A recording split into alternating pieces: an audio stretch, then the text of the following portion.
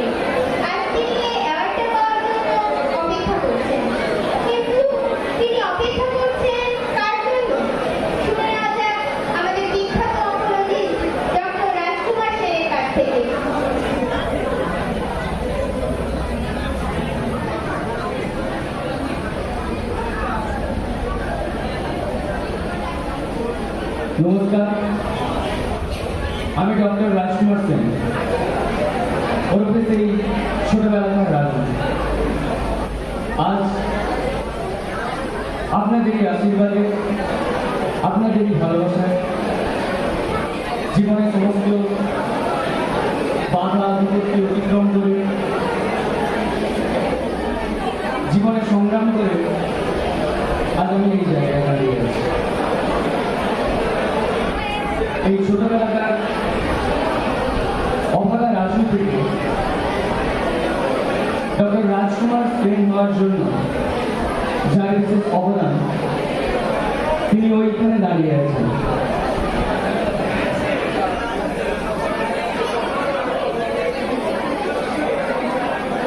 এই যে ভদ্র মহিলাকে আপনারা দেখছেন, তিনি আমার ছোটবেলাকার প্রাইমারি স্কুলের দিকে মা ক্যান্সারে মারা যাওয়ার পর ইনি আমাকে মায়ের স্নেহ দিয়েছেন, ভালোবাসা দিয়েছেন,